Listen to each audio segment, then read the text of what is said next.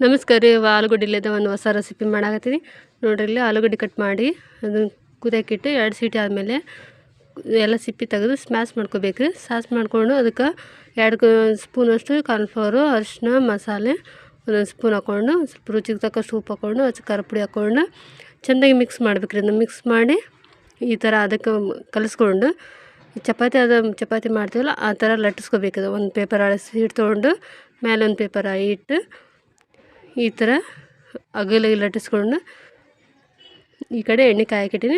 ಅದು ಎಣ್ಣೆ ಕಾಯೋದ್ರೊಳಗೆ ಈ ಥರ ಚಪಾತಿ ಮಾಡಿಕೊಂಡು ಒಂದು ವಾಟ್ಕ ತೊಗೊಂಡು ನೋಡಿರಿ, ಹಿಂಗೆ ಎಷ್ಟು ಸಾಧ್ಯ ಆಗುತ್ತೆ ಅಷ್ಟು ತೆಳ್ಳಗೆ ಮಾಡ್ಕೋಬೇಕು. ಬರೀ ಆಲೂಗಡ್ಡೆ ಅಷ್ಟೇ ರೀ. ಒಂದು ಸ್ವಲ್ಪ ಕಾರ್ನ್ಫ್ಲೋರ್ ಹಾಕಿರ್ತೈತಲ್ಲ ಈ ಥರ ರೌಂಡಾಗಿ ಅದನ್ನು ವಾಟ್ಗೆ ಇಟ್ಟು ಒಂದೊಂದು ತಗೊಂಡು ಈ ಥರ ಎಣ್ಣೆ ಒಳಗೆ ಬೇಯಿಸಿದ್ರೆ ಸ್ನ್ಯಾಕ್ಸ್ ರೆಡಿ ನೋಡಿರಿ. ಇಷ್ಟ ಆದರೆ ಒಂದು ಲೈಕ್ ಮಾಡಿರಿ, ಕಮೆಂಟ್ ಮಾಡಿರಿ, ಸಬ್ಸ್ಕ್ರೈಬ್ ಮಾಡಿರಿ. Thank you.